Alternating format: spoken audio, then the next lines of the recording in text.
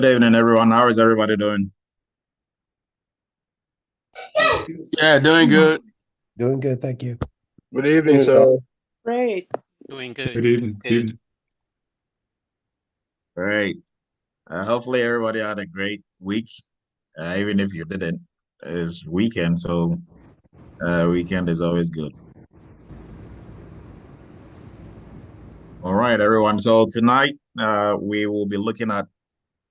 We are gradually getting into 2024.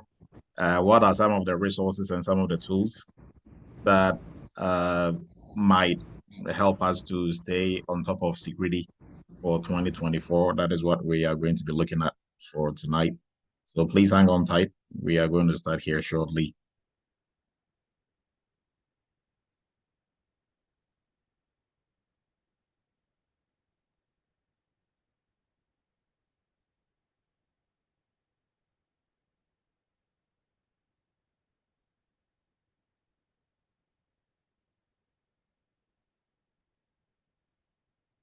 Good evening, everyone. We are officially starting. So you are welcome to Cyber Chat. We do this every Friday night, 7 p.m. Eastern. And if you are new to the Eretmis family, you are warmly welcome. This is a very interactive and a very supportive family. We help ourselves. We do Cyber Chat on Friday nights to help spread the word when it comes to cybersecurity. Totally free, and it's an open forum, so everybody is encouraged to share the opinion and also to contribute to the body of knowledge as we hold discussions like this. So you are welcome. Like I always say, you could have been anywhere else Friday night, but you chose to be here. So we appreciate your time, and we are going to make sure that the time that you spend with us tonight is going to be very meaningful. You are going to get something for your toolbox. So please hang on tight. And also, we encourage you to participate and contribute as we are moving along, right? And I'm not sure if Frank is on here, but Frank got a PCI job this week. So shout out to him. I think for all our PCI folks, during one of the PCI job placement assistants, Frank shared I think he had done 2 or 3 interviews by then. And he shared some of his experiences during the interviews and questions and stuff like that. He eventually got the job after I think he did 4 interviews in total. Mostly you do 3. He did 4. The last one was with the last 2 where the third one and the fourth one was with the same person, but he had to do it again. So I don't know for what reason, but eventually he got a job. So a big shout out to Frank. Maybe hopefully he'll be. I think he said he was working tonight, so hopefully he'll be able to maybe join later on, and eventually quit his night job and become a full-blown cybersecurity professional doing PCI stuff. So we are starting, and we are still allowing people in. So please bear with us as we are moving along. We still have folks joining us. All right, so let's jump into it. I'm Dr. Emmanuel Edu. If you're new to the family, I'm a former United States Army captain. I'm a QSA, CEO of a QSA company. We do Eretmis Inc. is a QSA company and a cybersecurity company as well. Not that if QSA or working in PCI space is something outside security, but just to re-emphasize on that. We are a cybersecurity firm. We do contracts, we do cybersecurity consulting and the likes. I'm also the founder of, okay, I think somebody unmuted themselves. All right. So please make sure you mute yourself. So everybody is automatically muted once you join. So if you unmute yourself, then that is where we have issues like that. So Eretmis Academy is institute promoting cyber chat every Friday night. I'm the founder of Eretmis Academy, and we have a couple of our students also on here as well. Our goal is to build an army of cybersecurity professionals, right? So this is part of what we are doing. So you are welcome. And also to reinforce, I think we've been mentioning this every Friday night. So Eretmis Academy is a partner with CompTIA, is an authorized partner. So what does that mean to you or to everybody who is on here? Please unmute yourself. I think some folks keep unmuting themselves. So as partners for our students or people within our community, if you want to purchase any voucher for an exam for CompTIA, we have a 20% discount that we will, relay that to you. So and if you want to purchase or if you want to sit for any of the CompTIA exams, you have a 20% discount. So reach out to us and we'll purchase the voucher on your behalf and you will get the 20% discount, right? So all our 20% discount is going to you. Like there's nothing for us in doing that. That is just to still support and help the community out. Now, our Thanksgiving sales is starting tonight, and our Veterans Day sales ended tonight. So we are ending and starting a new one. It's a 30% off for a one-time payment on all our courses across board. So you can take advantage of that as well. The coupon code is thanks 23, right? On our website, it's also on there. And this is the 20% that I was talking about on all vouchers for the CompTIA, any of the CompTIA certification exams, right? And with CompTIA, they are switching from 601 to 701. It's like it seems like 601 just came up. I think they switched to 601 like 3 days ago, but it's almost like 2 years now, right? And they are switching and upgrading it to 701. So we will probably discuss that in our probably our next cyber chat. Why certifications they keep what they do really when it comes to changing like certifications or what do they add to it. That will be one of the topics that we are going to discuss after Thanksgiving, right? So now we are going to also move into still on certifications. If you've written or if you have any certification, CompTIA, Security Plus, and the rest, or ISACA, CISA, and others, you have to renew your certification every 3 years, right? So instead of sitting for the exam, there's another way that you can renew without sitting for the exam again. That is what we call continuous educational points that you get. The different certification bodies, they call it different names, but simply is continuous education. You have to prove that you are continuously improving yourself and you are doing something within the security space. So that stems from, sitting for other certification exams or taking training or attending webinars like this. They can use all those as points for you to get recertified without sitting for the exam, right? Or you can resit for the exam if you like writing exams.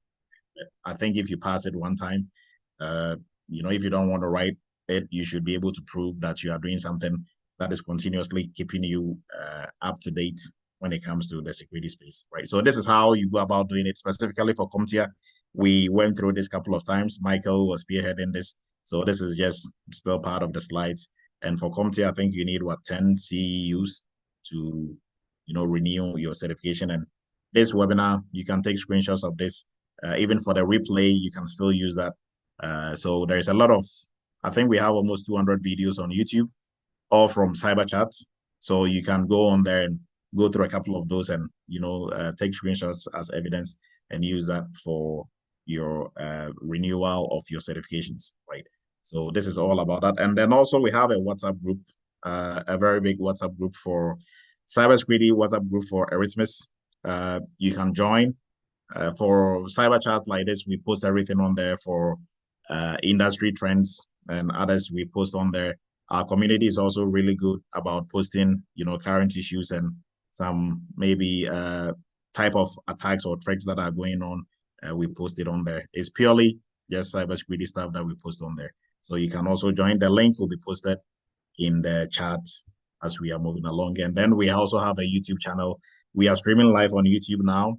And then also for the recording, it'll be posted on YouTube. So if you miss it or if you go to YouTube, you have a whole catalog of cyber chats that we've done in the past.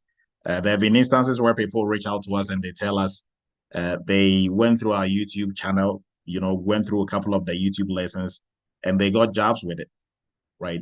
There are a couple of them. They got jobs without even actually coming to Eretmis Academy, just going through the YouTube content.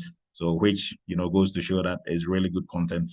And some are still going on there to pick, a few pointers here and there on to help them on the job as well. So we have a lot of great content when it comes to cyber chat on YouTube. So you can also go ahead and subscribe to the YouTube channel and promote it as well. Send it to friends and family.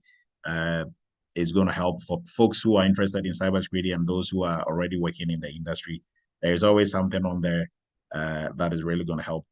I had a friend who is kind of knows we are doing cyber chat and the rest, but has not really participated in any of it. And I think 2 days ago he sent me a test. He's watching the third-party risk management cyber chat that we did on YouTube. He was doing some research on online to find more information about third party, and he chanced on it and he's watching it. I'm like, okay, so that's good. Hopefully that is helpful. And his answer was yes, a big thumbs up. It was really helpful. So with that, we are moving into our presentation for tonight.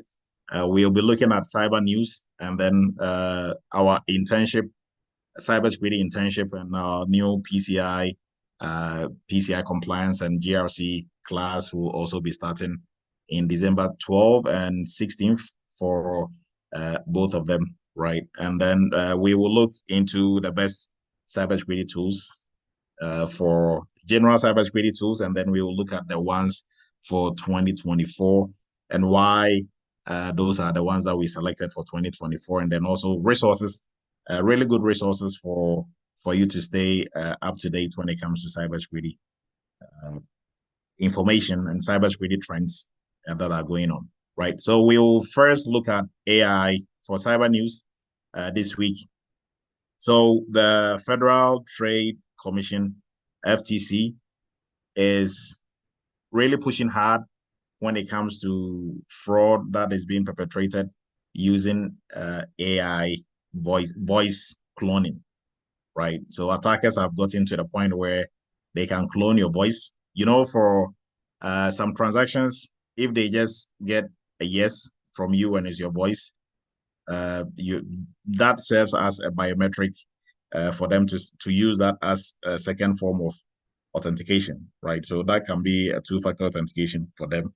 So attackers, they've been using that to scam people and giving consent when people have not actually given consent.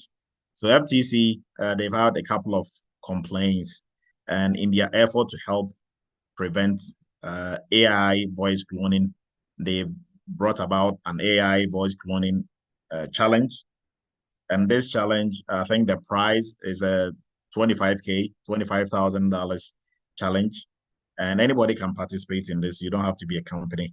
If you have maybe some research, or if you have a product that can help curb or prevent or minimize the fraud that is being perpetrated by bad people to fraudulently take money from victims, they will award you if you win, right? If your product or the processes that you have will help to prevent this, you stand a chance of winning 25 grand. So I think everybody on here should start digging into. You can use AI to really prep and get a product for this AI challenge, right? So that is the fun part about this.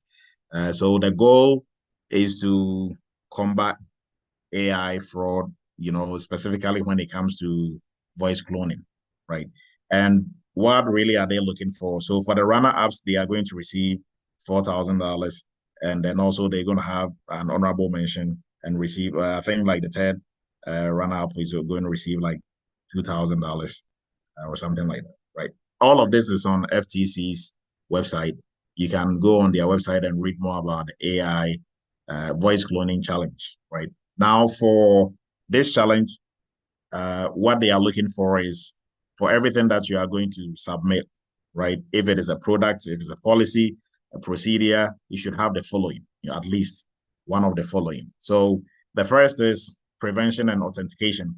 So it must provide a way to limit the use or application of voice cloning software by unauthorized users. So your product or your policy or the procedure that you're going to submit for this competition should at least have this prevention and authentication in there.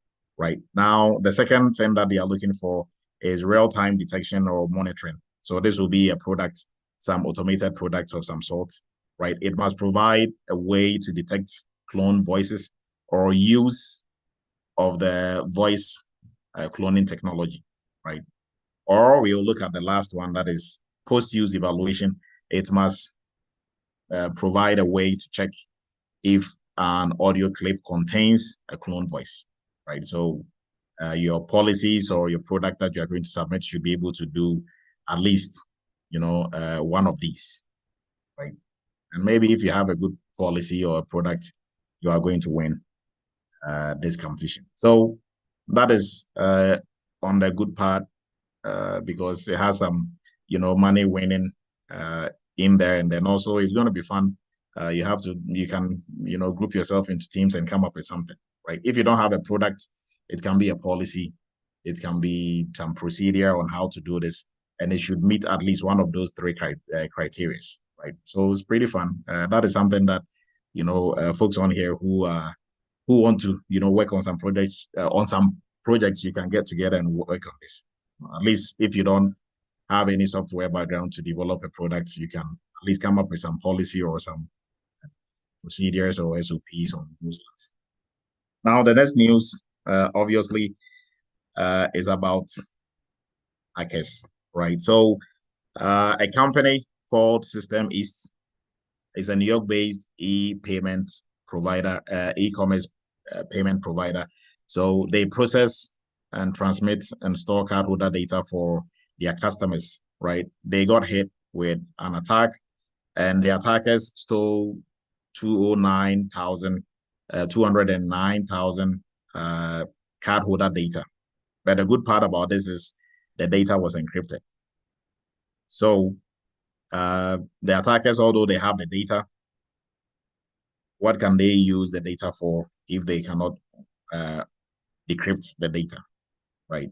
So the company announced this. It happened around 25th of August, and they had to, as part of your incident response, like we looked at in one, I think a month ago, Cyber Chat, when we did incident response, as part of your duties as the incident response team, you are supposed to notify, or as a company, when there's an incident, you are supposed to notify the authorities, and you are also supposed to send notification to your customers as well. It's not if you want to, it's mandatory, right? And if the incident, bordered on, I think for a good rule of thumb is like more than 500 customers, then you have to, alert your customers, right? So this is 200,000. So they have to let customers know, even though the data was encrypted, the attackers were still able to steal that data. So now the company said, customers' data is not going to be in danger, but they are also asking the question, will it be possible, or can these attackers decrypt the information? And why will this company be concerned about attackers decrypting your information? I just want maybe 4 or 5 people to give their thoughts on this. The data was encrypted. Like when I saw this news, I'm like, okay, so I mean, attackers, they are still losing. They can't use this data for anything. But then, after reading through the article, I kind of sensed the company was concerned because they think the attackers might be able to decrypt the information. And why would you be concerned? Anybody wants to give their take on this? Why do you think the company is concerned about attackers being able to decrypt? Perhaps those in control of the keys, they might compromise if they get across to them, or maybe they didn't use strong maybe financial algorithm in, yes, in when they are trying to encrypt the data. Okay. Great point, Olan. Rachel, go ahead. Yeah, that is I think yes, a part of what I wanted to say. It's just like I just felt like maybe if one of them should just show up, from there they can able to get more get back their information. Okay. Olum Olumbunmi. Please, sorry if I Olubumi. Great. That's fine, Doctor. Yeah, my take on that is I'm thinking that they are also thinking that it could be an insider threat, and some people might have the key. They're not so sure. Great. So. Yeah, I mean, you have a really valid point. Yeah. Anybody else?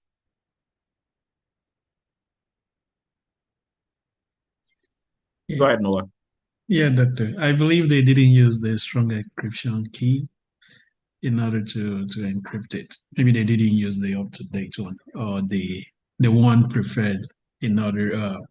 I mean, the one by the federal or being advised by the security. I mean, normal security principle to encrypt it. Okay, great point. Susanna, go ahead.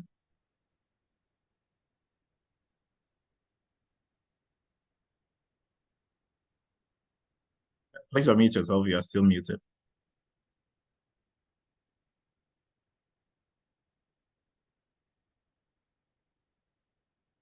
Oh, I think Susanna is still muted. Okay, so we are going to go ahead.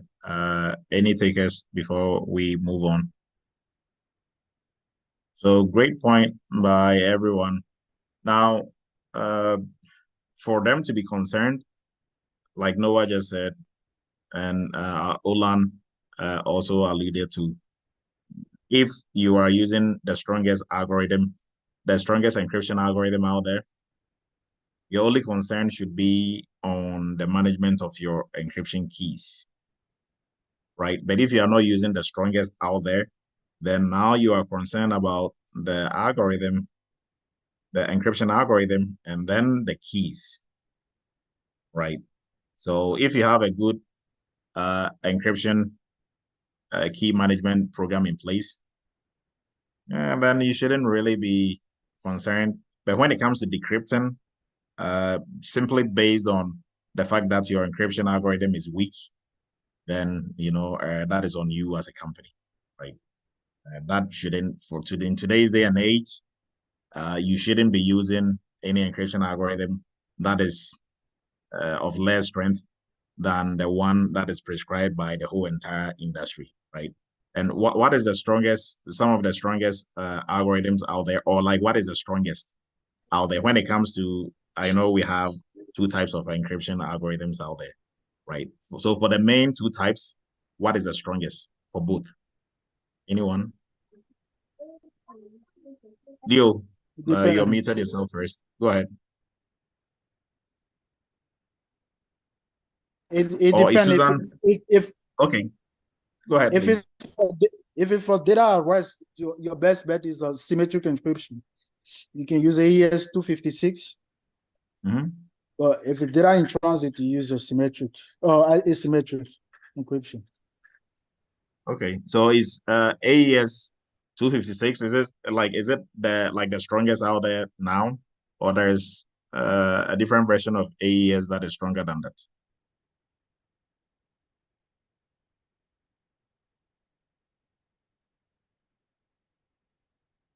Oh, and I know, I think like Noah also unmuted himself. Yeah. Derek, I think AES is the strongest one at the moment. This is Derek. Which version of AES? AES is the strongest out there, yes. But there are different variants of AES. The 128. Yes, but I wouldn't use 128 if there is a stronger version of AES. 256. 256. Yes, 256 is strong. Anything else be above 256? RSA Oh. or two Go ahead, please, Jonathan. RSA or two fish? Two fish. I'll go with RSA when it comes to asymmetric, but two fish, not so much. Okay, thank you. Doc, CCMP. CCMP. So CCMP writes on either AES or like one of those, right? It is not an encryption algorithm on its own. We are just talking about encryption algorithm, no protocols that use encryption algorithms, right? But I mean, so reason why I'm jumping into this and asking if there is something else stronger is simply to show you that you have to continuously just be updating yourself in the industry, right? So because just as we are speaking, there can be a newer version of AES that is stronger than what we know, right? So how you do that, you can easily just Google it. What is the strongest, encryption algorithm out there, or just staying abreast with the industry, like, forums like this will help you to polish up and also get to know certain things that you were not, probably you kind of overlooked, or you think, or you didn't know had been updated, right? Because for me personally, I didn't even know CompTIA was coming up with 701 until I think last week or last 2 weeks, thereabout. I'm like, oh, okay, so soon, right? So, but you have to continuously, based on where and emails that you have subscribed to, based on platforms that you go on, it'll help you to stay updated when it comes to the industry, and that is what we are going to discuss tonight. So that is why we were just taking some time to pick everybody's brain on what they think is the strongest algorithm and the rest. And then also to just analyze the concerns that this company might have, right? So I think to use the strongest encryption algorithm out there is no rocket science. You can just Google it. What is the strongest AES type algorithm out there? I think for now it's 256. Right. So 128 is there, but 256 is what you should use if that is like the maximum, or like that is the limit for AES. Right. And aside for symmetric encryption, aside AES, I wouldn't go below AES. I wouldn't. Some companies are still using 3DES and the rest, but I'll just go with AES just to be on the safer side. Right. So thank you everyone for your contribution. Now we are going to move on into best cybersecurity tools for 2024, right? So we'll first look at cybersecurity tools in general, look at the categorization and the different types, look at some brand names or some vendors, like specific vendor tools, and then we will jump into which tools are going to be best for 2024. And that is just based on our prediction. So let's jump in. So if you are new to cybersecurity, you are not very familiar with cybersecurity tools, or you might have heard about cybersecurity tools, but you don't really know exactly what it is. It is not obviously these tools, right? But it's kind of similar in terms of the use. So cybersecurity tools, they are hardware, software that we use to help protect our data, to help protect our systems, to help protect our network from unauthorized, malicious actors like hackers and the rest, and then also to protect it from unauthorized or even from natural disasters and the rest, right? So the goal of cybersecurity tools is to help enforce cybersecurity or information security, in simple terms, right? Now, these tools, there are different types and different variety of tools, and they all serve different purposes. So the different categories serve different purposes. That includes monitoring your systems and your networks, detecting and preventing attacks and intrusions, responding to, if in case there is an intrusion on your network or there is an incident, responding to such incidents, and ensuring the safety and integrity of our environment and the confidentiality of our environment as well, right? So the overall goal when it comes to cybersecurity and information security, regardless of whatever your role, your job title, whatever you are doing is, we all have one goal, and the goal is to reduce risks or mitigate risks to a very minimal or negligible level. And that negligible level or minimal level will be determined by your company or be determined by the company in question, right? So company A might, set their negligible level at maybe 30%. Company B might set theirs at 40%. It depends on what we call your company's risk appetite. So how much they can take in terms of losses that might, happen if a certain type of risk is supposed to occur. So for a bigger company, so a company like Amazon, if a risk materialize and it's going to cost them $1 million, it's like not really that much a slap on the risk because is a $1 billion company, right? But for a company like Eretmis, if we lose $1 million, our hell is going to break loose, right? It's a really bad day. We cannot afford that because we are not as big as Amazon, right? So everything that we are doing, the goal, regardless of where you find yourself in security, the goal is to reduce risks, right? And we can go into the details of how everybody's duties and responsibilities are contributing to reducing risks. But we are just going to leave it as that. So now, also bringing it back to tools, the goal of all these tools is to help reduce risks, right? Regardless of who is using it or which side of security it is being used, the goal is to help reduce risks. Go ahead, Isaac.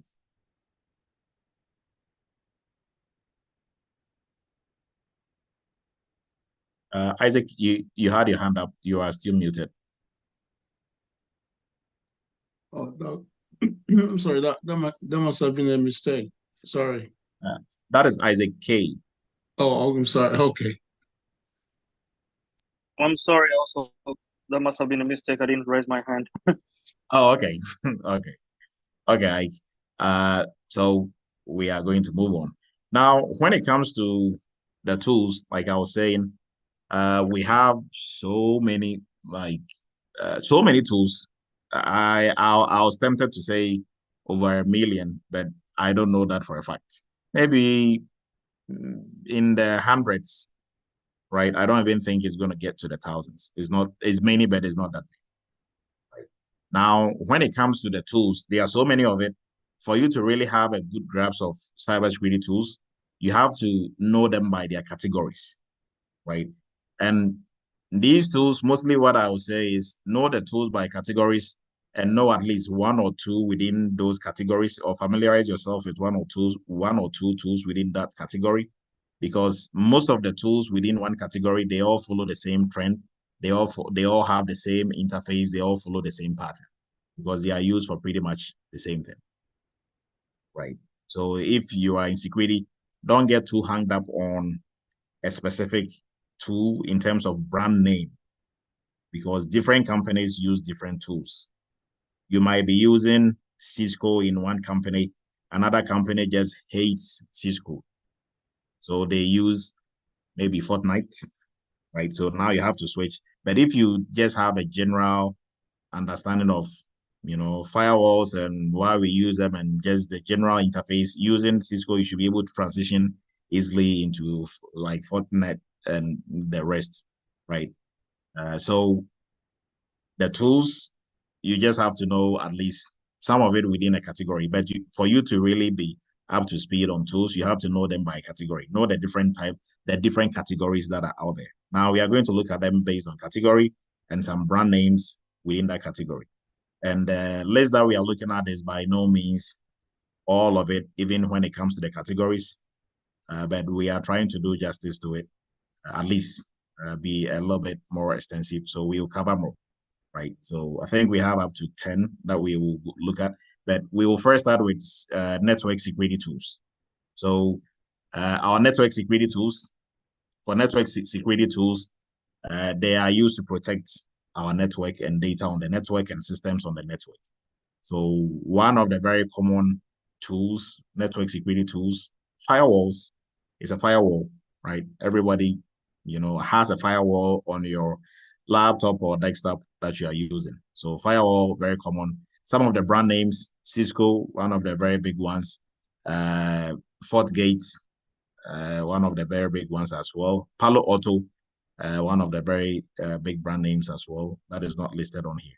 Now, another, type of tool within this category is what we call intrusion detection, prevention and intrusion detection, prevention, intrusion prevention systems and intrusion detection systems, right? So these are two tools. They are not together. They can be together, right? But they are two separate tools. Intrusion detection is used to only detect intrusion onto your network. So you're going to receive an alert that there is something, malicious going on.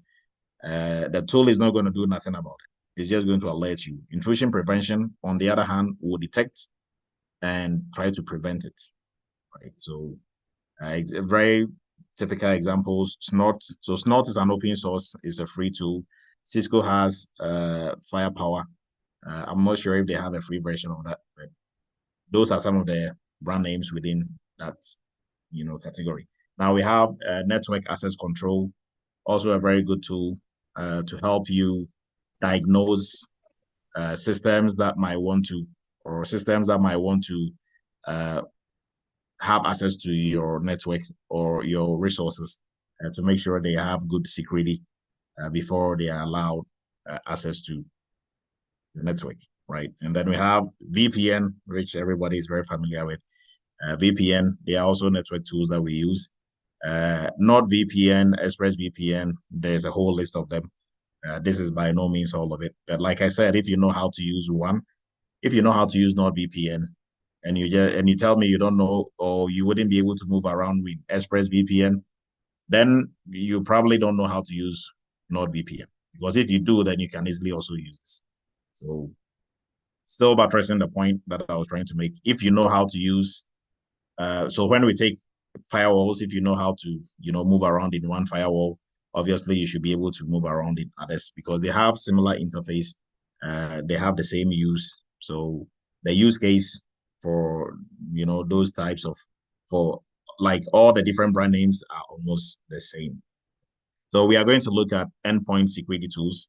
So endpoint security tools, endpoint, if you are not familiar with it, endpoint, anything that an end user is using, like your laptop, your desktop, your tablets, they are all endpoint, right? So what software do we have on these systems that can help also enforce security is what we are going to look at. So anti-malware, anti-virus, different types. We have McAfee, one of the very popular ones, and the rest. So for anti-malware, anti-virus software, there's a whole list of it, right? That you can use. Some, I'm not sure if there are still free versions or free types hanging out. But now for, I think Windows and Apple started, setting up their operating systems without needing to install antivirus on there, and Windows also followed suit. So now Windows they have their own, so you don't necessarily need to buy one. But if you still want to reinforce, you can still get one of these. And moving around in these, like I said, is still also pretty much the same when it comes to all the different brands within that space. Now we have endpoint detection and response, EDR tools. So for EDR tools, we have CrowdStrike, Falcon, and the rest. Data loss prevention. We have, for data loss prevention, one big one that is not on here is Proofpoint. It's an email security tool, but it also has a really good data loss prevention that I like. And the rest brand names are also on here. Now this encryption, we have BitLocker from Microsoft, VeraCrypt, also one of the tools out there. So this is for the endpoint security tools, and this is by no means all of the list of tools under this category, big category, but at least it's a good starting point.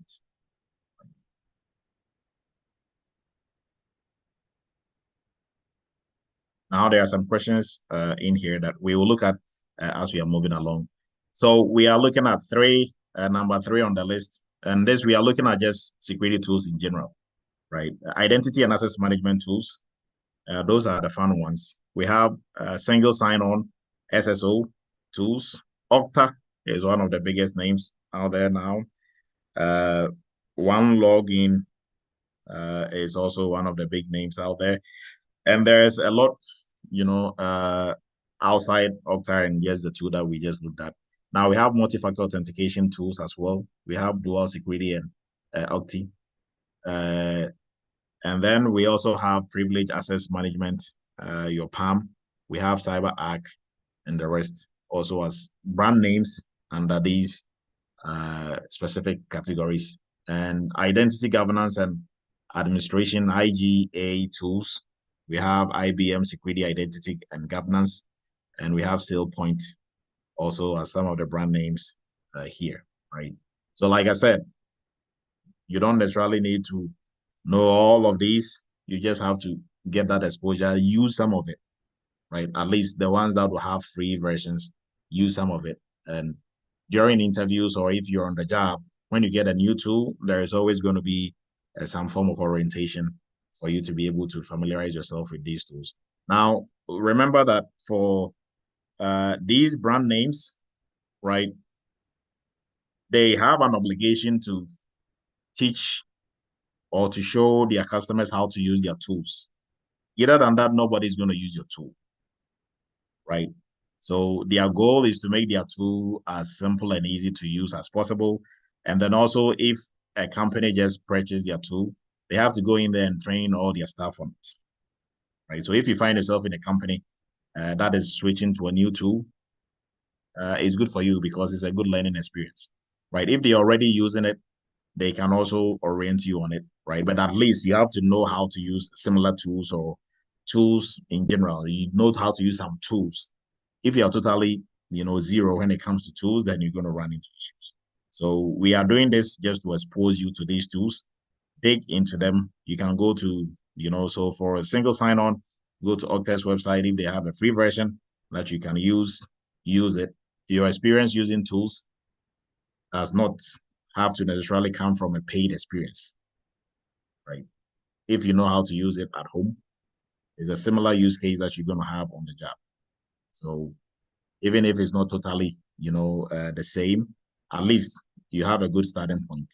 So you're not going to be asking, it's not like I just put you in a car and now you're going to ask me, so how do I move it, right? You know how to move it already. Maybe probably not this specific car, but if we show you where everything is, this is where you started, this is where the gear is, this is where like the pedals and everything is.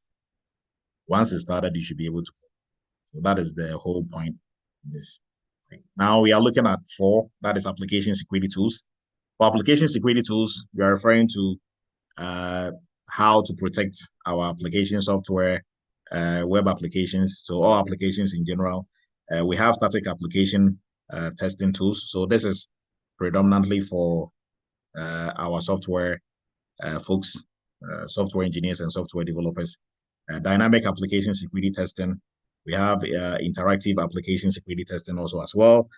Software composition analysis tools as well. And we have the whole list on there as well. So if you are working outside, for the security side, if you are working outside the development side of the house, then you wouldn't really be exposed to these tools.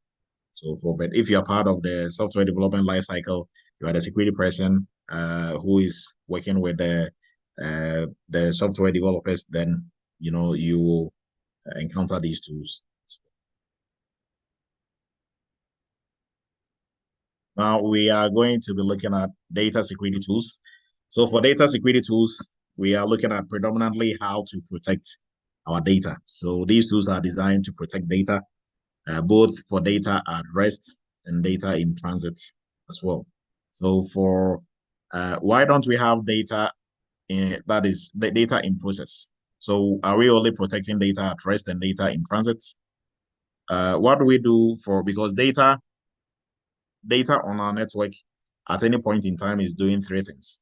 It's either being stored, that is at rest, is either moving from point A to point B, that is data in transit, or is being processed for something, right? So that is data in process. So what do we do to protect data in process? When we are processing the data, what can we do to protect it? Any takers on here for?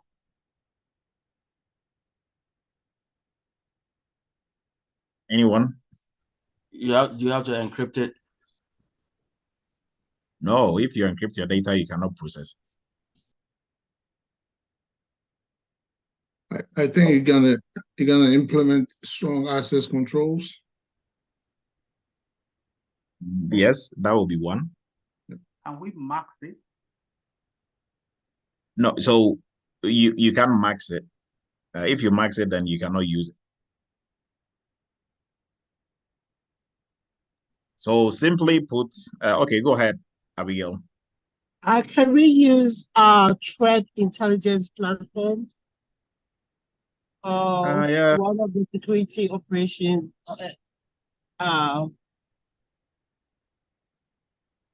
yeah, we can to kind of detect it from being transit installed. Okay, so we are talking about when it is being processed, right? Go ahead, Chris. How about ensuring that the environment where it's being processed is highly protected? Like you could use different methods, strong access controls, and other methods of security to ensure, like a sandbox kind of environment. Okay, Brian, go ahead. When you say in transit, you mean like processing, like SSL or encrypted link, something, tunneling? No, so when data is in transit, it is just simply being moved from one point to the other, right? But we are talking about when the data is being processed, when it is actually being used for something. Oh, it is not moving, it is not being stored, it is being used for something, right? And Chris really hit it right on the nail. So when the data, I know like Rahel also had your hand up, but you had it down. Okay. So we are going to move on. Now, when the data is at rest, we can protect it. When it is in transit, we can protect it. When we are processing the data, we cannot protect it. So what we can do is we have to protect the environment within which it is being processed. Right. So we have to guard that environment within which it is being processed. That is all that we can do when it is being processed. Right? So that is why here, when we are talking about data security tools, we are looking at these tools are specifically designed to protect data when it is at rest and when it is in transit. Because we cannot protect the data itself when it is being processed. We can protect the environment within which it is being processed. So Chris was right on the money. All right. So, I mean, as we are going along, we are learning. So, good learning experience for all of us. Now, for these tools, when your data is at rest or in transit, we can either encrypt it. So encryption tools, we can max it, maxing tools, data erasure. Now, if we have to securely delete data, then we can use that. And then also backup solutions, we can back up our data. So if attackers, encrypt maybe our data and they're asking for money with ransomware, we are just going to laugh at them at the face. And please hold on. Frank, I think, okay, annotation has been disabled for everybody. But Frank was, I don't know like what he was trying to do, but it was, all over on the screen. All right, so we are going to move on with number 6. That is our security operations and incident response. So for security operations and incident response tools, that is where we have our SIM tools. we have our threat intelligence, forensic tools, and incident response platforms as well. So for SIM tools, Splunk, obviously, QRadar, and the rest, Logarithm, they are all some of the brand names out there. For threat intelligence, we have Threat Connect, and the rest. For forensics, we have Encase, Forensics, FTK. They are all some of the popular names when it comes to, and all these tools, they are brand names, right? They are from different companies that are making these tools. You can even make one, right? If you are into software development, you can make one of these tools as well, and they also be added on the list as well. Incident response platforms, Rapid7, IBM Resilient, and the rest, they are all incident response tools that, that falls under security operations and incident response.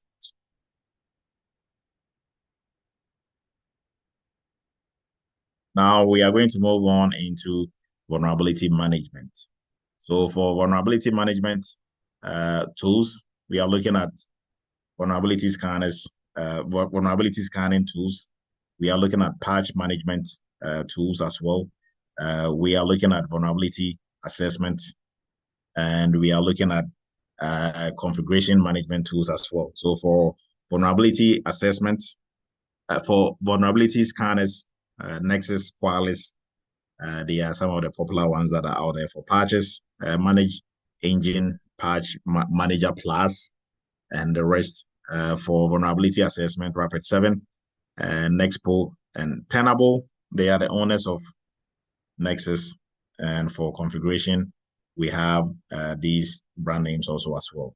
Our cloud security is also really big in today's day and age, right? So for cloud security, we have under one of the big, labels within cloud security is CAPS, that is Cloud Asset Security Broker.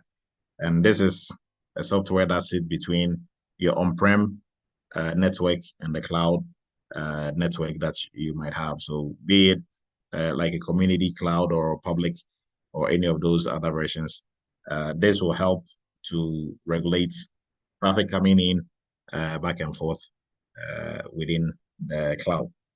And then we also have cloud workload protection platform, cloud security posture management, and cloud infrastructure entitlement management as well.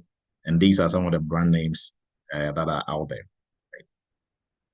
Now we are going to look at 9 and 10, and then we will jump into what tools that we are going to use for that we are going to look at for 2024. For email security tools, we have security email gateways, phishing detection and response, email encryption, anti-spam filters, and there's a whole brand, like a whole list of brand names under these also as well. So for email security gateways, we have Mimikatz and Proofpoint. Proofpoint is one of the biggest ones that are out there. It's not one of the traditional ones, but I think they made really good headways because they have good products. They came up by not too long ago, but they are not also that young because they've been around for a while. And then for phishing detection and the rest, we have No B4 and Confiance also. And I think there's a couple of other ones. There's a lot of them, so sometimes you cannot, you then just remember most of them offhand. Email encryption, we have these brand names also as well.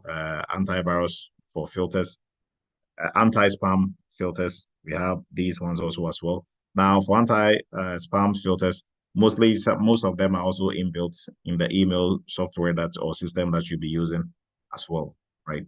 Now for web security tools, we have the following brand names. So web application firewalls, we have security, secure web gateways. We have content disarm and reconstruction softwares also as well. DNS filtering as well. So these are some of the brand names within that space as well. So mostly is the firewall folks, or like the general network security, tools, those brand names are the ones who are still making, just doing that switch from on-prem networks to anything in the web, and then also some of the cloud aspect of it. They also have some products also for that as well, right?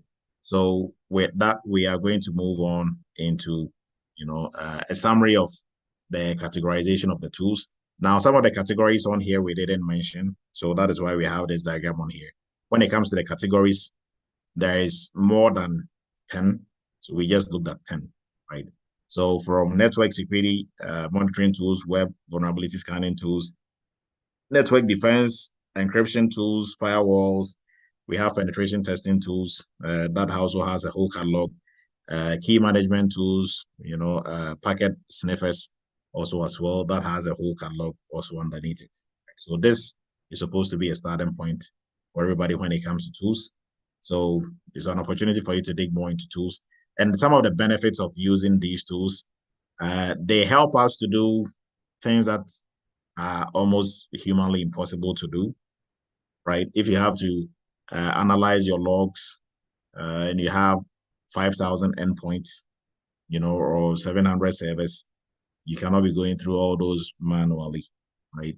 But with the help of these tools, you'll be able to do these in a matter of seconds or if not minutes, right? So some of the benefits, it helps protect our data, gives us alerts, it helps us to meet regulatory compliance, IT support, better data management, improve security posture, enhance productivity, obviously, and then also protect business reputation because it will help your company stay on the right side of security, right? Now, we are going to look at some of the top security tools for 2024. And this is purely based on prediction and guesstimation, right?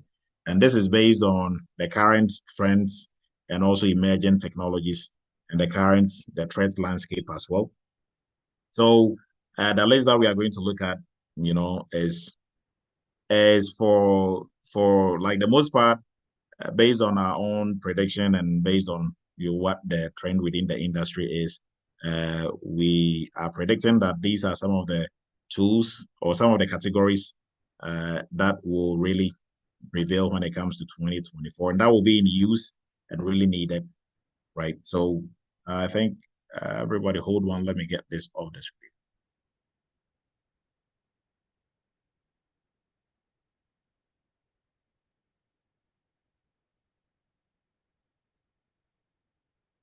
All right, so we are going to go ahead with our first one. So the first category of tools, or the first category of tools is the endpoint detection and response, the EDR tools. And EDR tools, we looked at some of the brand names. So CrowdStrike, Falcon is one, and then also Sentinel-1 is also another one. So you can dig more into these. There is a whole list of vendors when it comes to EDR tools. And if you are new to EDR, this is an opportunity for you to also dig more into it. Now, cloud security tools, we just looked at some of the brand names. Palo Alto, one of the biggest when it comes to security tools. Now they're almost in all the different categories, right? They have something, the different categories, good business strategy. But they are well known for their firewalls. So we are going to move into identity and access management. So identity and access management, regardless of the year, anytime we look at security tools, identity and access management tools, we cannot overlook, because identity and access management sometimes or almost all the time is our first line of defense, right? If somebody is trying to get into your house, what are they going to do first? To go through the door or through your window. So through your door or through your window, how are they going to get past your door or your window if you have a good access management right in place? So your doors are, you have the best security doors, you have the best security windows. It's not very easy for attackers to get in. So access is most often our first line of defense, right? So when we are looking at security tools, we can never overlook some security tools. If we have to cut down on budget, we might probably cut down on them a little bit. But for identity and access management, if we cut down on that, then we might as well not have anything for security. So it is in our top list for 2024, and Okta and the rest, Microsoft Azure, Active Directory. They are all some of the brand names when it comes to identity and access management tools. Now for 4, we have security, information and event management. So SIM tools, they have also come to stay, similar to identity and access management tools, because SIM tools, they help us to, at a glance, see our security posture, right? SIM tools on their own do not necessarily collect or kind of gather any information. We have to forward all that information from different tools within our infrastructure to SIM tool. But the SIM tool really, has been set up to really, put all this information in a very nice way for us to just look at it at a glance and see where we sit when it comes to security. So Splunk, QRadar from IBM are some of the big brand names within that space. And then for 5, we are looking at network security and firewalls. We have Fortinet and FortiGate from the same vendor, and then Cisco ASA with Firepower.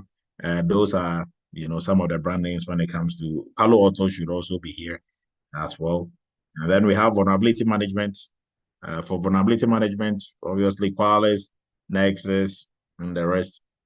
They are some of the brand names, big brand names when it comes to vulnerability management tools. And for our number 7, intelligent platforms, we have Threat Connect, the rest. For data loss prevention, also one of the key tools that we cannot do without, because if we don't have that, then people can easily just, there can be insiders can easily steal data or exfiltrate information from our network to themselves outside our network, right? So data loss prevention, Sematech and Proofpoint and the rest, they are some of the big brand names. Now, multi-factor authentication or authentication softwares, they are very critical now. They fall directly under identity and access management, and for it helps us to put in place different layers of authentication or add multiple factors of authentication together to ensure that our access is stronger, so attackers cannot easily get access to our information. Now, for number 10, we have security, AI, and automation tools. So AI is the buzzword now, but AI really, for all honesty, AI is changing the security landscape. It is helping, and attackers are also using it to attack well. So that is why for our cyber news, there is an AI challenge to help come up with solutions on how to prevent fraud when it comes to voice cloning, right, using AI. So AI, cybersecurity, AI, and automation tools. We have Darktrace and the rest. So these are one of the categories that we are also predicting to be in high demand when it comes to 2024. Right? And then 11, web application firewalls. We looked at that in our previous list. Now, web application firewalls, since we are on the web and we are not getting off the web anytime soon, we need web application firewalls to stay safe. And some of the brand names, Cloudflare and the rest, are also some of the vendors within that space.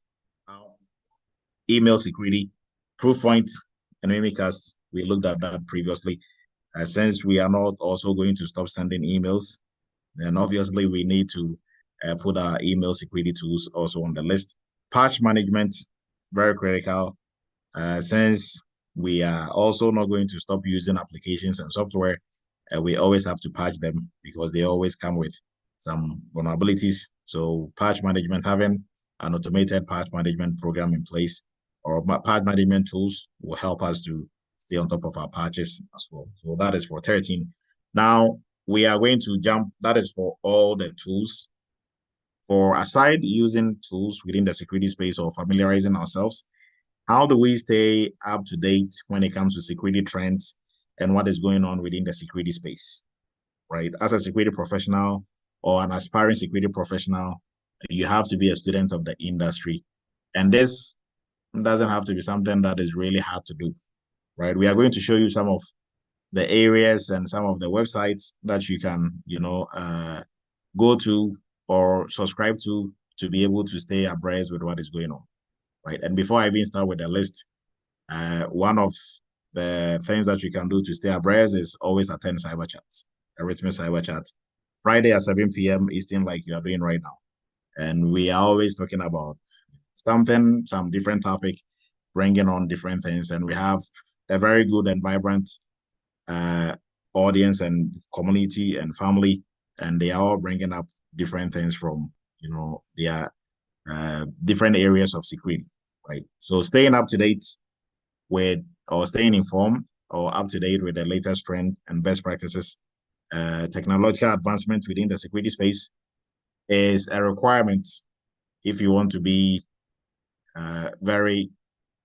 if you want to be an effective security professional. I'll just put it at that, right? So from websites, online platforms, publications, and professional organizations that you join, you'll be able to do this easily. So we are going to look at some of the list of 2024.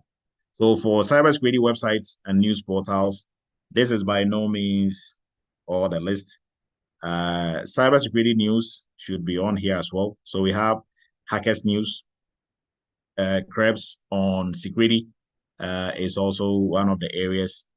But simply just Googling cybersecurity, like if you can Google cybersecurity news, and there is a whole list of different websites for cybersecurity news. Now, with these websites, you can subscribe to them, right? To their email list, and whenever there is something new, you are going to have a notification. So for me personally, I've subscribed. I don't even remember like the list. I've subscribed to so many of these, and most especially for the government security websites like NIST. I'm obviously on PCI's list, on ISAC's list, ISC Square's list.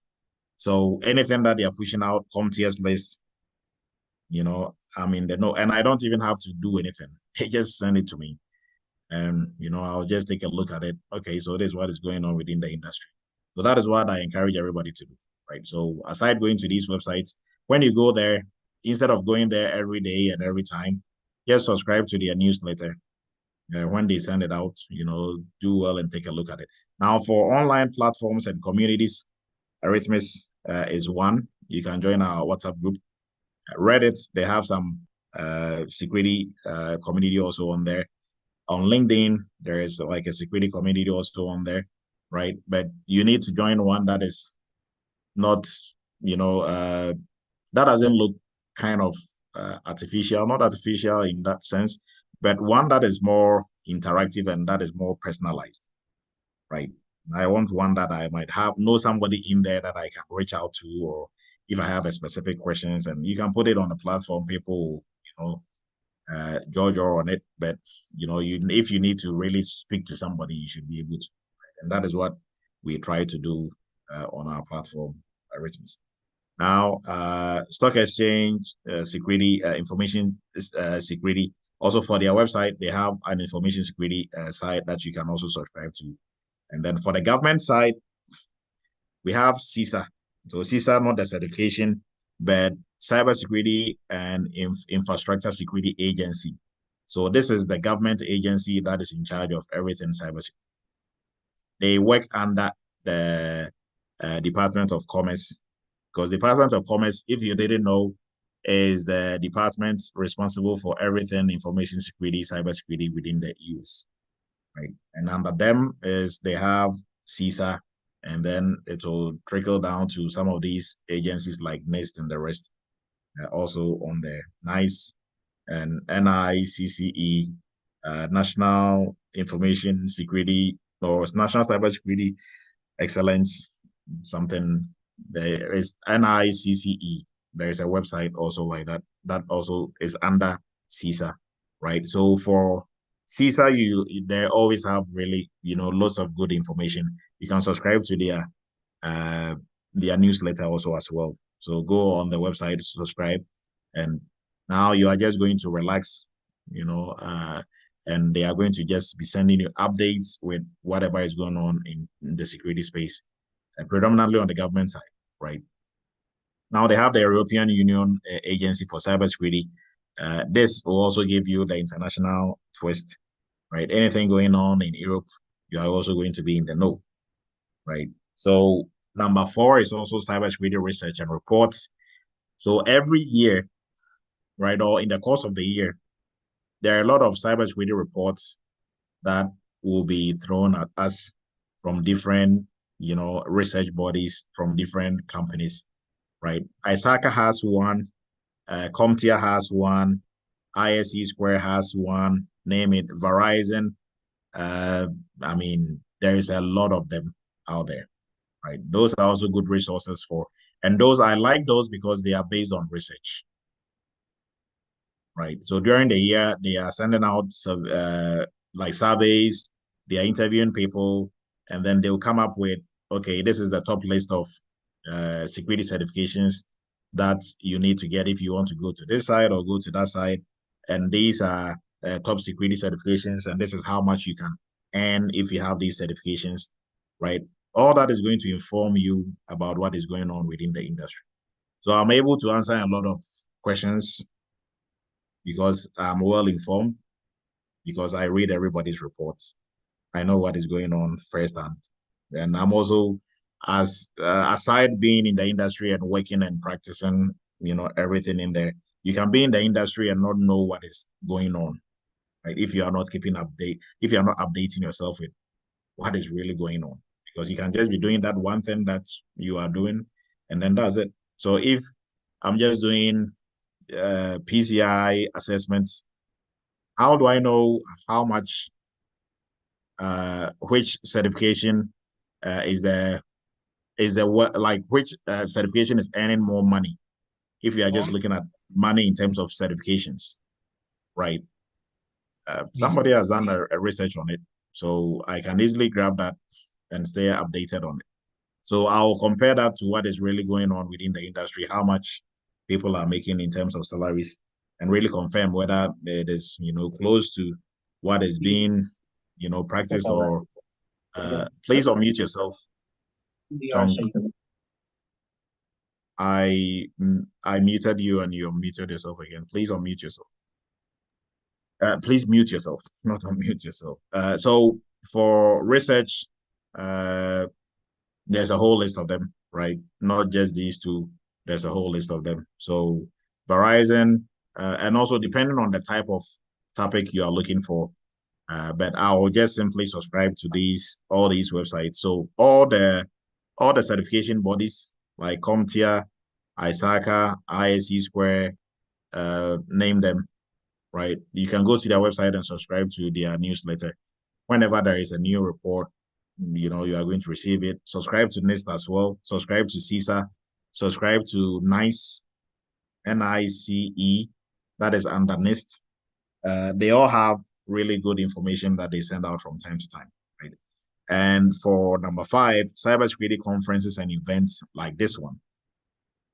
So webinars, event conferences like Black Hat Conference, PCI conference, name it. There's a lot of conferences around. And guess what? Next year, God willing, we are going to have an Eretmis conference where we are all going to meet in person. Location still to be determined.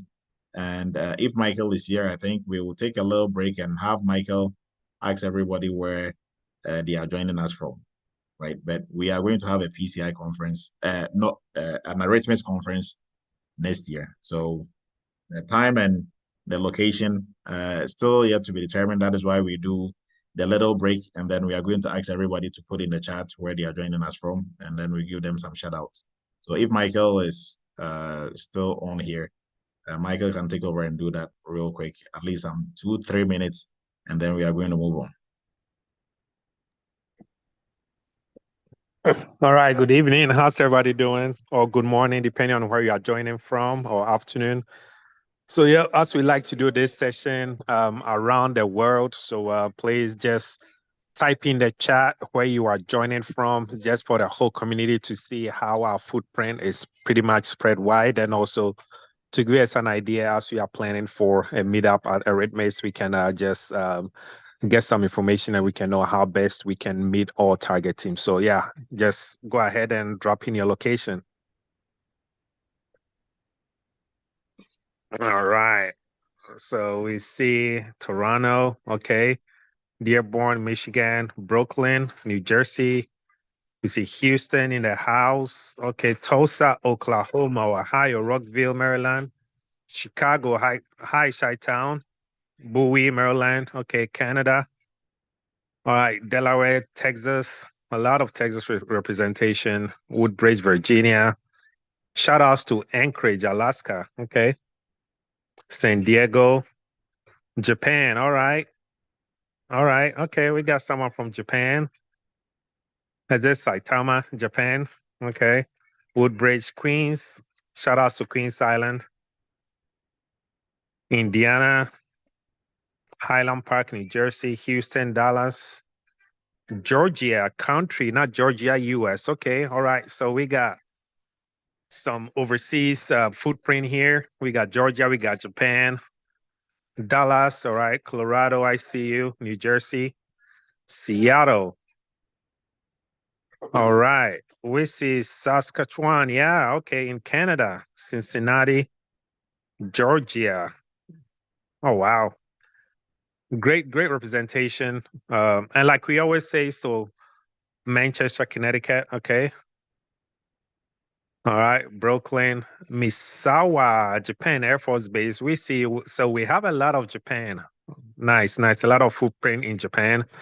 That's awesome. Good to hear that Eretmis is pretty much global now. Misawa Air Force Base. Glad to hear that. DMV in the house. Lancaster, Pennsylvania.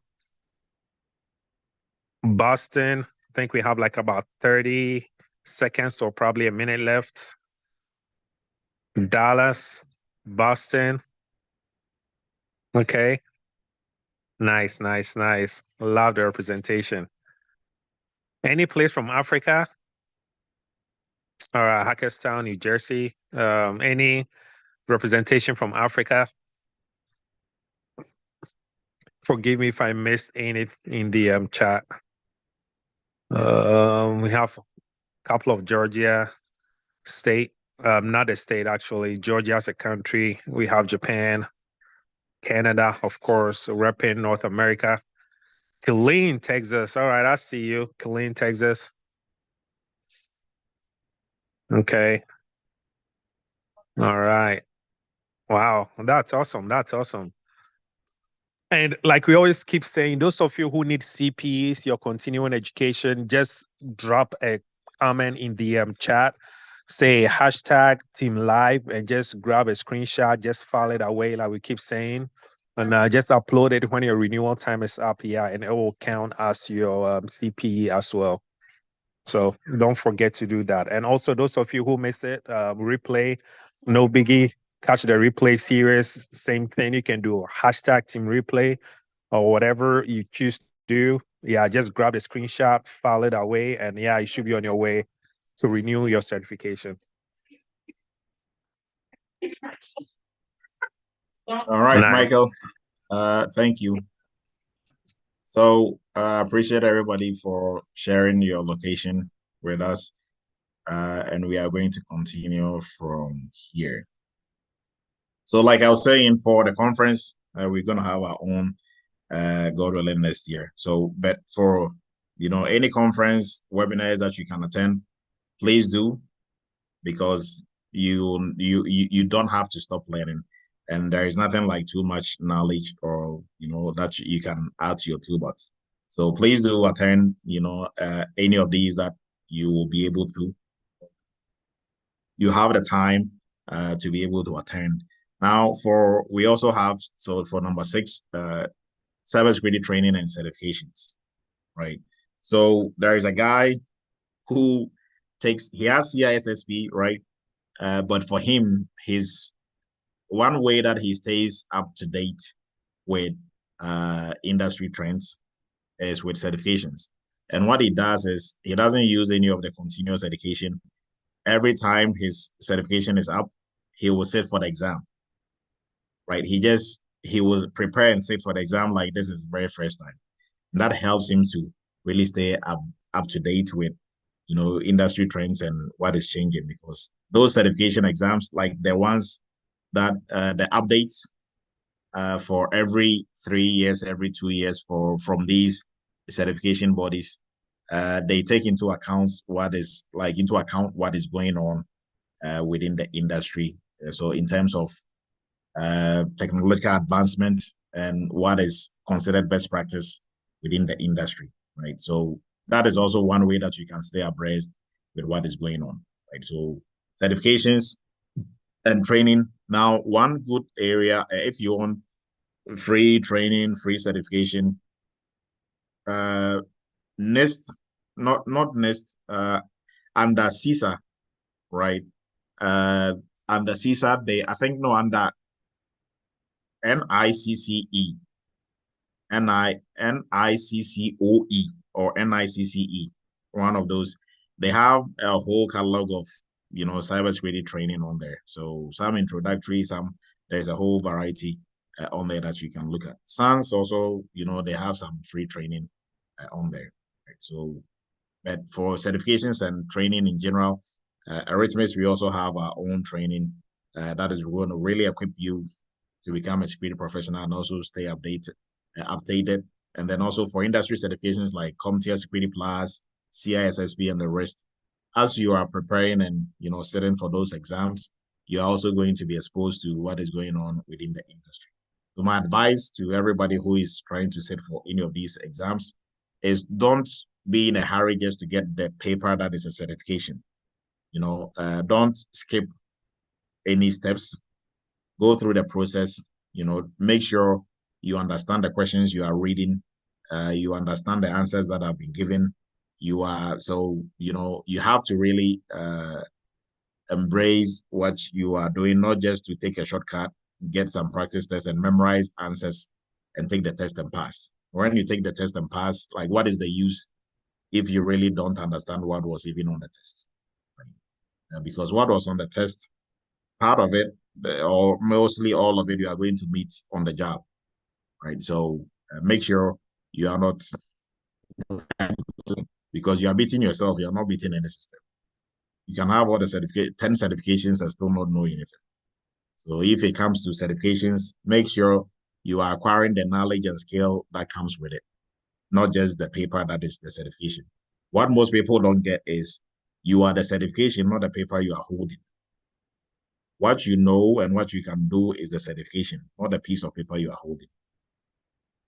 Right. So let's move on to the next item when it comes to best cybersecurity resources for 2024 is cybersecurity professional organizations that you can join. So there's a whole list of them. ISE Square is one, CompTIA is one, Eretmis is one. Also, ISACA is one. And mostly these are some of the certification bodies that you can join. You can also join communities like ours as well, right? And some of the technical resources and tools that you can also familiarize yourself with, or resources that you need for 2024, not limited to this, but OWASP Top 10, or OWASP itself, MITRE and Attack, CWE is also one of the technical resources.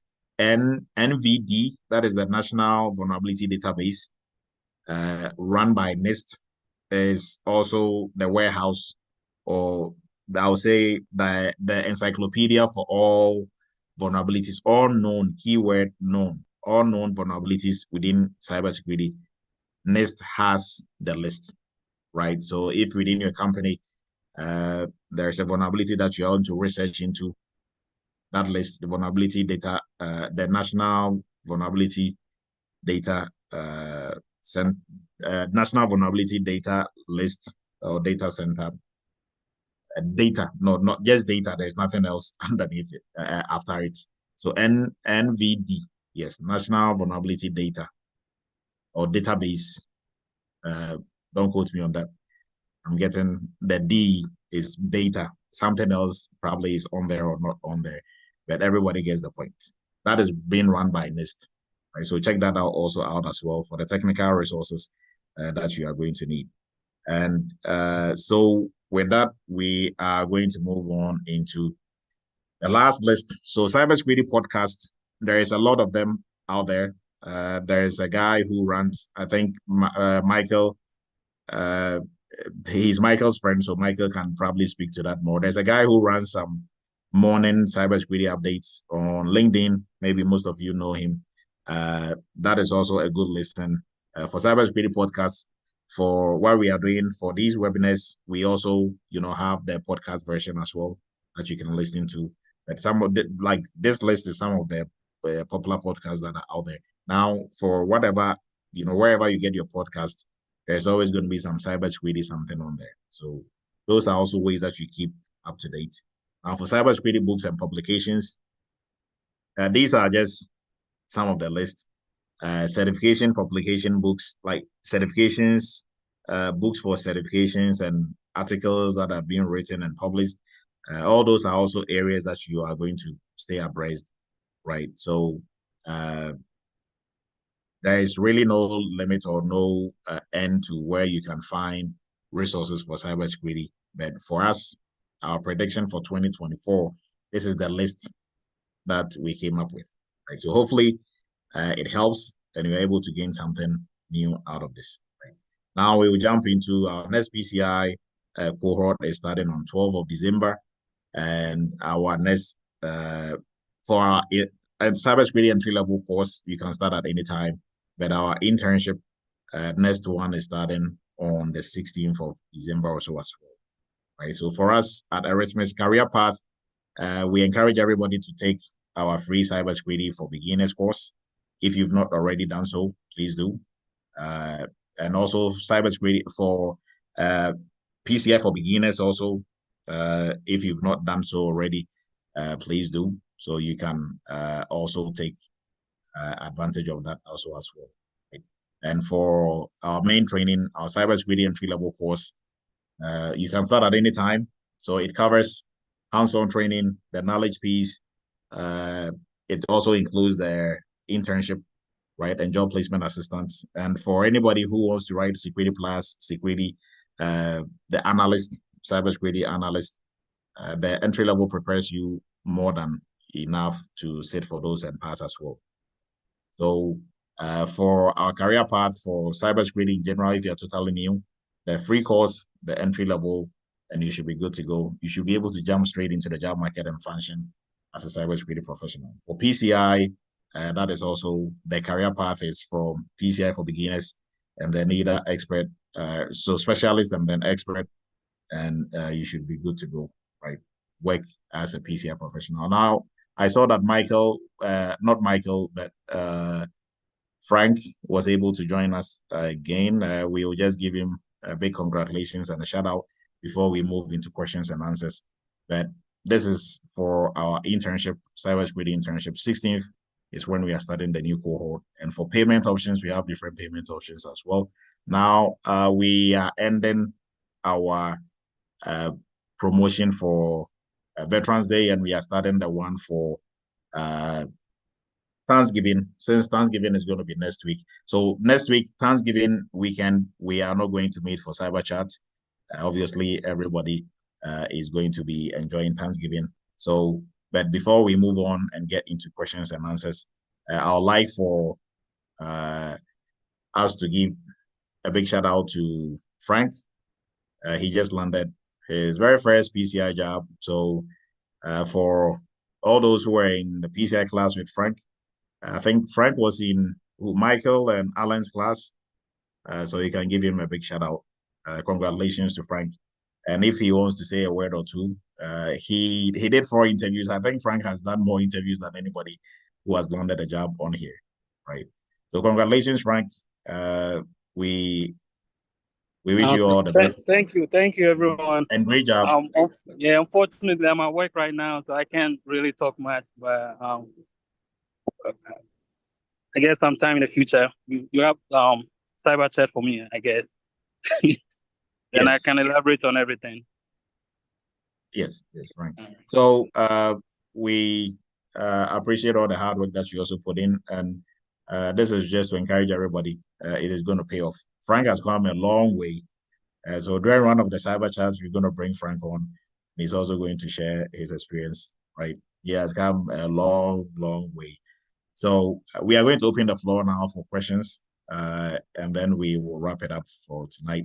But for next week, like I was saying, we are not going to have cyber chat because it's Thanksgiving weekend.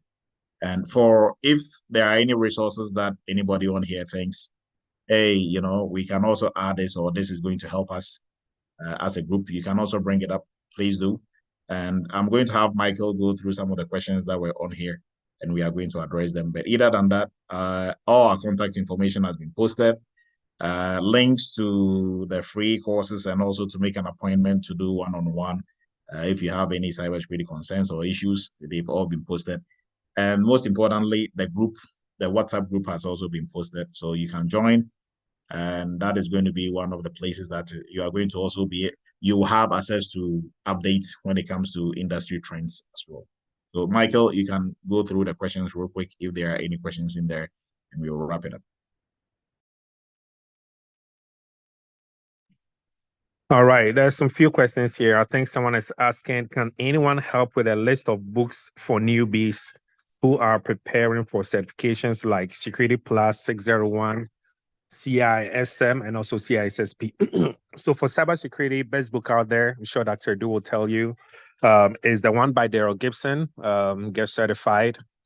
I think currently the current version is 601, but I'm sure with 701, there's going to be a new update. I'll probably find and drop the link here to get it, or from Amazon or whatever. But yeah, it's by Daryl Gibson. It's a very good book, and that's what we always recommend for everyone. I don't know if Dr. Du has any additional books to add. Okay, so for certification exams like Security Plus, CISSP, and the rest, now for the owners of those exams, they have their own books, and the owners are the companies. So like CompTIA for CISA, ISACA, and the rest. Now, for some reason, personally, the only book from the owners of the exam that are relevant and helpful to the exam, the only one that I have come across is the one for CISA. Right. Aside that, the ones for that everybody has, and I think also for the one for CISSP,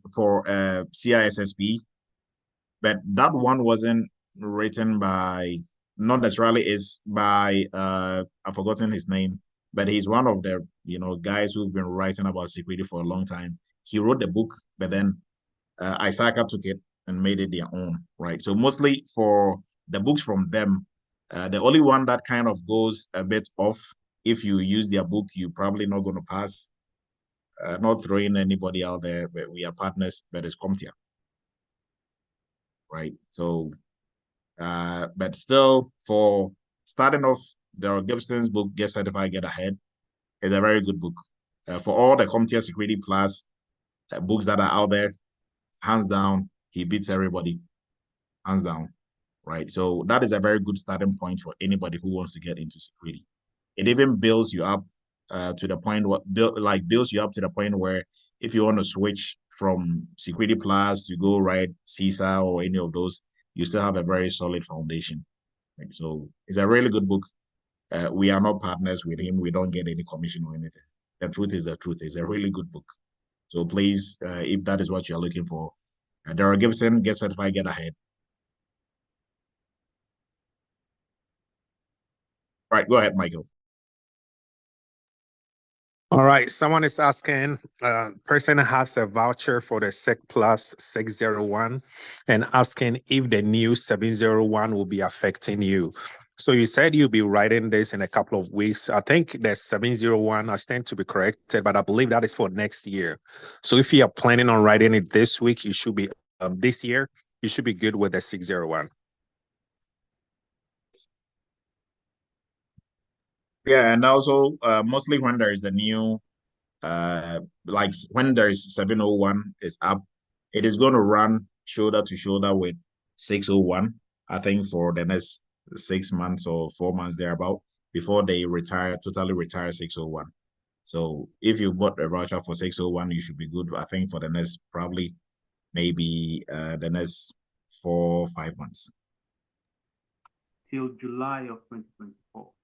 Yes, great. So next 6 months. Thank you.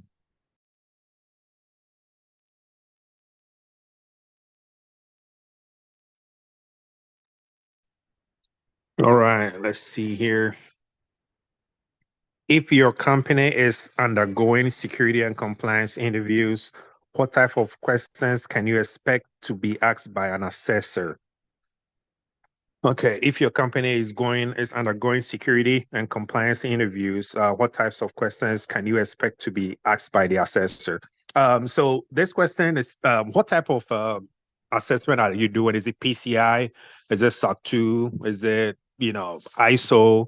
So depending on the type of compliance assessment you are working on, whether it's PCI, ISO, or, SOC 2, whatever the case may be, right? That would depend if it's a NIST cybersecurity maturity assessment too.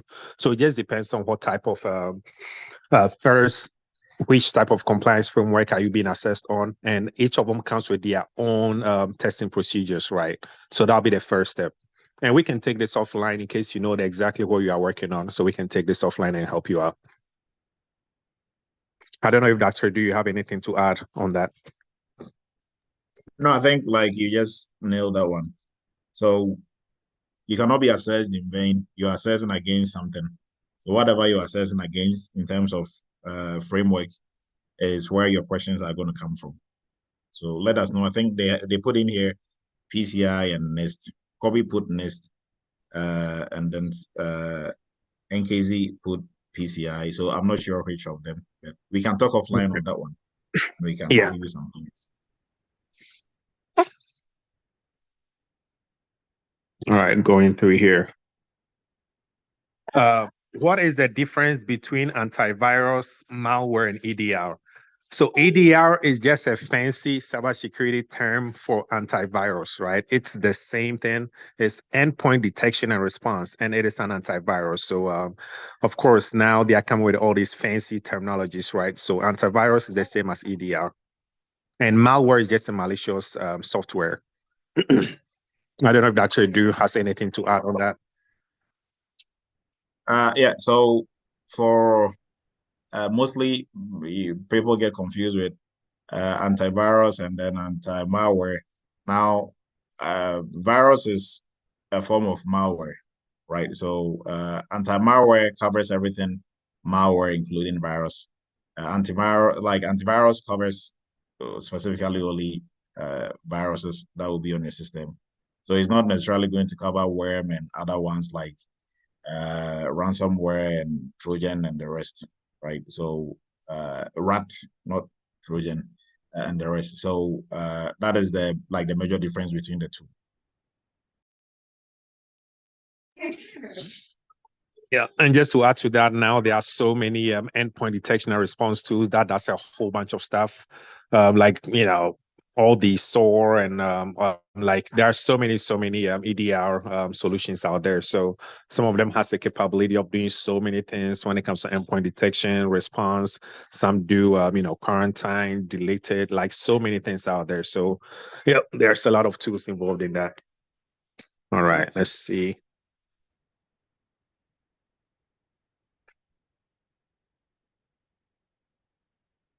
Someone is asking, CompTIA Sec Plus requires about 50 CPEs to renew certification. Do we have to upload 50 clips of, say, Eretmis webinar? No, I think every probably have to double check again, but I believe every every webinar counts as 2, so you don't have to upload 50 of them. I think it's 1 or 2. I believe it's 2. But yeah, and we've seen someone who actually uploaded, was it like just 5 of them, and still counted as, you know, a renewal towards their CPE. So yeah, you don't have to do, but just keep, you know, filing it away. If I were you, I'll just create like a folder on your desktop. Whenever you join this cyber chat, just grab a screenshot, you know, name it, file it away, and just keep uploading it. So if, you know, you come to cyber chat pretty much every Friday, guess what? In a month, you have 4 right there, right?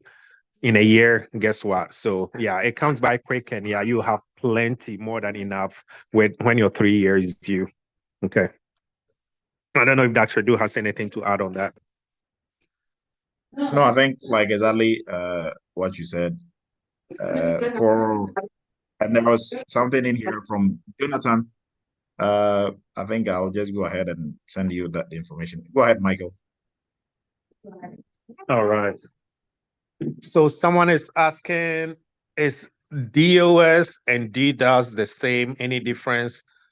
So DOS is distributed denial of service, right? DDoS, distributed denial of service, and DOS is just denial of service, right?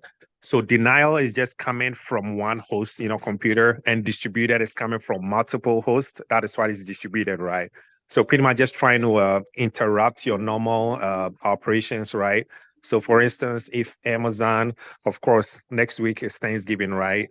And people will be going to their website to purchase stuff, right? Books, whatever the case may be, items, gifts, right? So some attackers will hit their website, so it will overload pretty much their entire website. So it'll be very difficult for legitimate users like you and I trying to have legitimate access to buy something right from the website. If this is coming from one particular host, one particular laptop, it's distributed, it is denial of service. That is DOS, right? But if you have multiple people, like different teams, like myself, Dr. Let's say Eretmis company, right?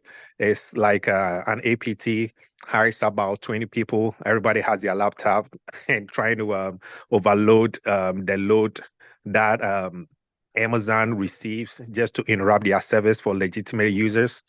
That is what we call distributed denial of service. That is DDoS, right? Coming from multiple computers, right? If it's just one host, it's just denial of service. I don't know if Dr. Du has anything to add on that.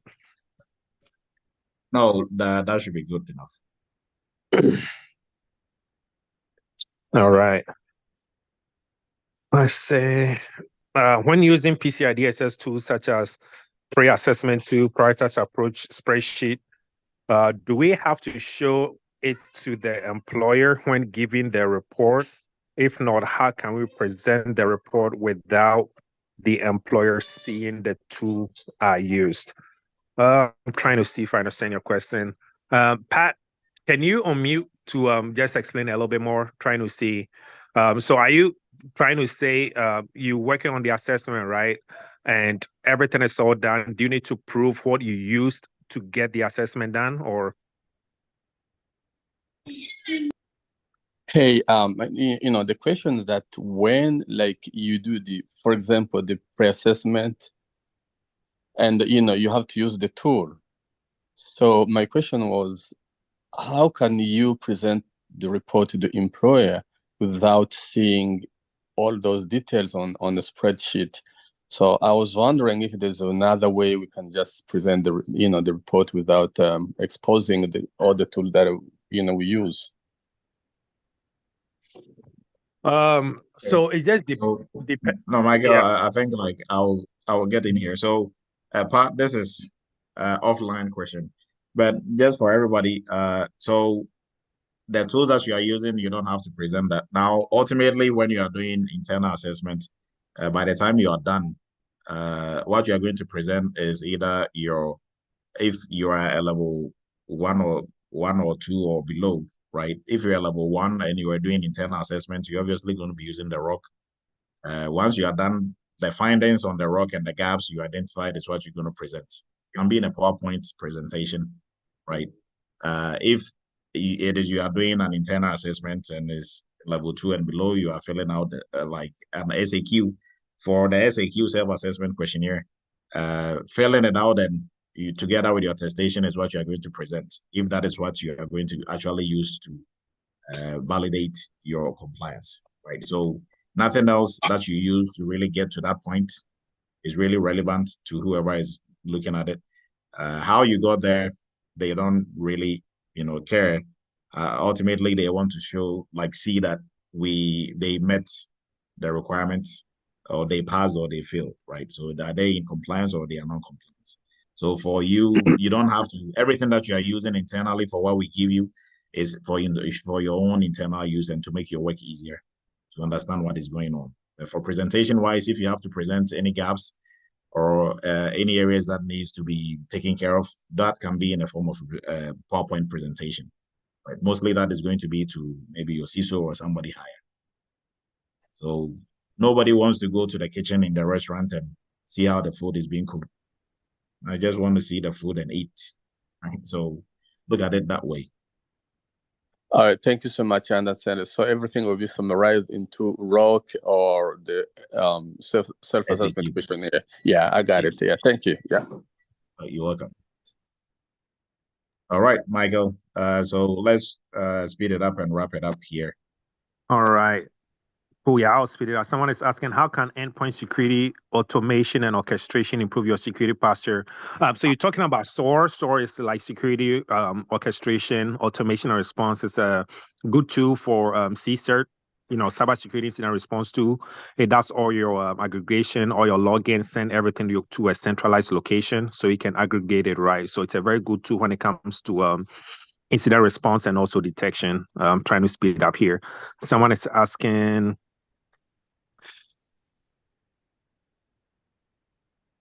having enrolled in the PCI program in November, how long is the cohort expect to run for, and how long can I expect to complete the course? So if you did enroll into the like that has been answered already, so we can just okay. All right. Let's see.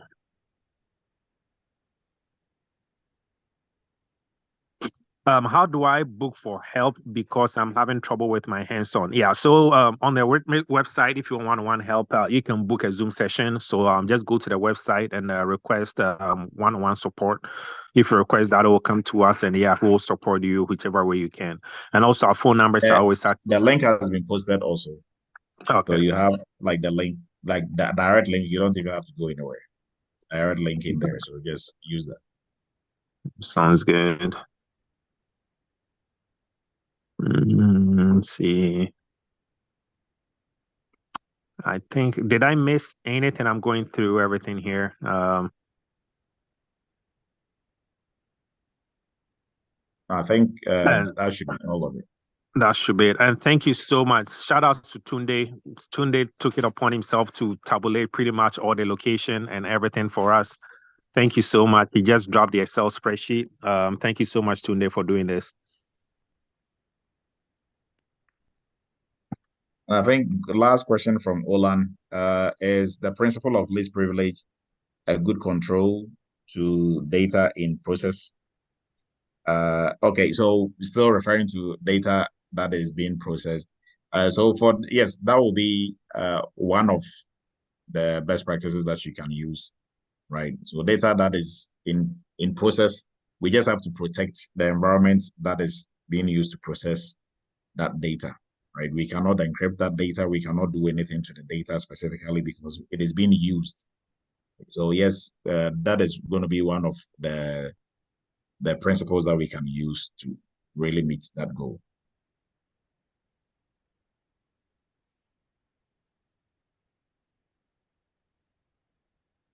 Oh, okay, Chris. So yeah, you are in the right group.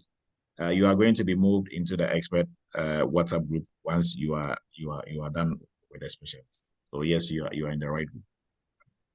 All right, everyone. I appreciate everybody's time. If there are no questions from the group aside the ones that we had in the chat, we are going to wrap up for tonight. And have a great weekend, everyone. I appreciate it. And I hopefully everybody was able to take something away from this. Have a great weekend. And since we are not going to be meeting for Thanksgiving, have a great Thanksgiving weekend. And at Eretmis, we are thankful and we are grateful for everybody on here. It's another year, and we are thankful for the ability to even be able to meet and to discuss cybersecurity on here. So we appreciate you all. We are thankful for you, and we know you are going to continue to support the whole entire family, the whole entire Eretmis family and community. And we're also here to support and make sure you are very successful. Have a great weekend. We will meet again after Thanksgiving. Stay blessed. Thank you.